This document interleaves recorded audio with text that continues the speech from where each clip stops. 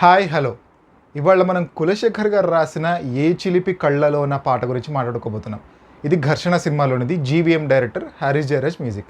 రీసెంట్గా నేను చేసిన ఒక వీడియో కింద ఓ పర్సన్ కామెంట్ చేశారు. అదేంటంటే అచ్చులోన హల్లువ అంటే ఏంటో కాస్త డీకోడ్ చేయండి అని చెప్పేసి అన్నారు. సో నాకు కూడా చాలా ఇంట్రెస్టింగ్ అనిపించింది. నేను డీకోడ్ చేశాను. అయితే ఇందులో మనం డీకోడ్ చేసే ముందు ఫస్ట్ ఆ 4 లైన్స్ చెప్పుకుందాం. ఆ పాటలో ఫస్ట్ ఏమొస్తుందంటే, అచ్చుల్లోన హల్లువో, నువ్వు అచ్చుల్లోన హల్లువో, జడ కుచ్చుల్లోన మల్లెవో. ఈ 2 లైన్స్ ఒక సెట్. ఆ తర్వాత ఇంకో 2 లైన్స్ ఏమొస్తాయంటే, కరిమబ్బుల్లోన విల్లువో, మధుమాసంలోన మంచు పూల జల్లువో అంటారు. ఈ 4 లైన్స్లో నాకు కామన్గా అనిపించింది ఏంటంటే యూనిక్నెస్ అనమాట.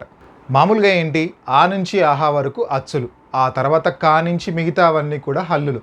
అచ్చుల్లోన హల్లులు అంటే ఏంటంటే, ఇక్కడ యూనిక్గా అంటే ఇంతమంది ఉంటే అన్ని అచ్చులు ఉంటే ఆ అన్ని అచ్చుల్లో నువ్వు ఒక హల్లువి అంటే యూనిక్గా కనపడుతున్నావు. అన్ని అచ్చుల్లో నువ్వు ఒక హల్లులాగా వచ్చి చేరి నాకు చాలా యూనిక్గా కనపడుతున్నావు.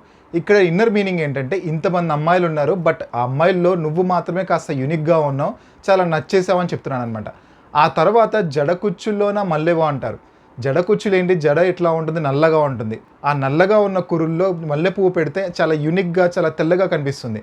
సో అక్కడ కూడా యూనిక్ అనే పాయింట్ని తీసుకున్నారనమాట కులశేఖర్ గారు.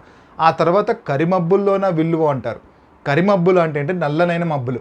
మబ్బులు వచ్చినప్పుడు జనరల్గా అంత నల్లగా ఉన్నప్పుడు రెయిన్బో అంత పర్ఫెక్ట్గా కనిపించదు.